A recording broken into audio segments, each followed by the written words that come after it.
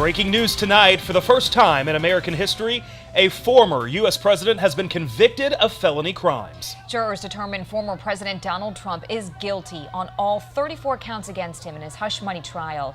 The former president put up a fist and waved to the crowd as he arrived at Trump Tower following the verdict. And this is a live look outside Trump Tower in New York right now, where we are told the former president will stay tonight.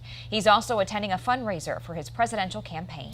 It took jurors nearly 10 hours of deliberation to return those guilty verdicts, which were read in court just a few hours ago. Again, the former president was convicted on 34 counts. You see them right now on your screen.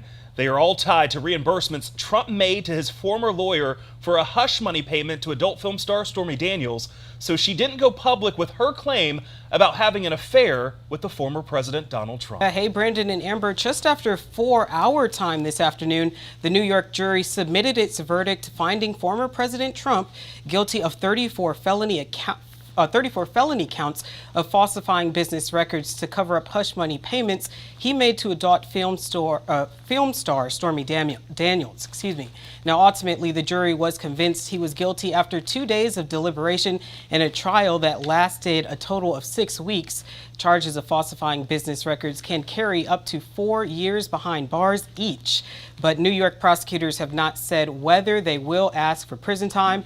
Meanwhile, former President Trump has already stated his team will quickly move to appeal the verdict. Take a listen to what he told reporters after he left the courtroom.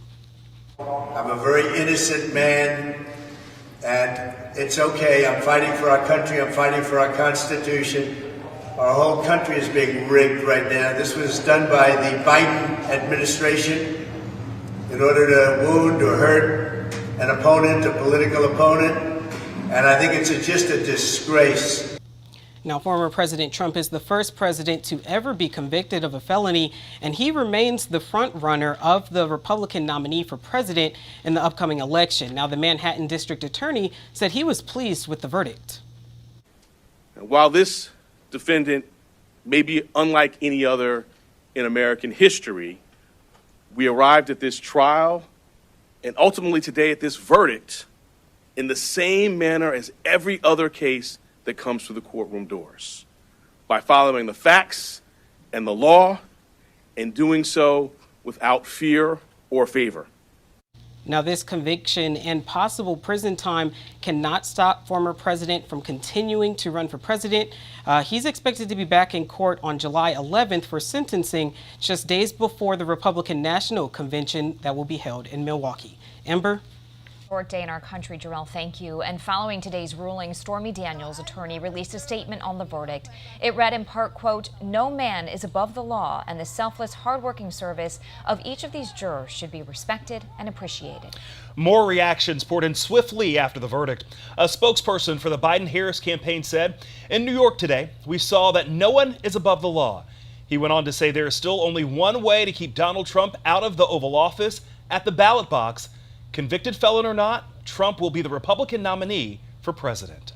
We are also hearing from Republicans who are almost universally criticizing the guilty verdict. Wisconsin Republican Senator Ron Johnson says he thinks the verdict is a, quote, travesty of justice, and he believes, quote, our judicial system will never be the same.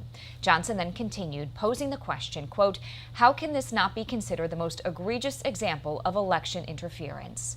So far, Democratic Senator Tammy Baldwin has not commented on the verdict.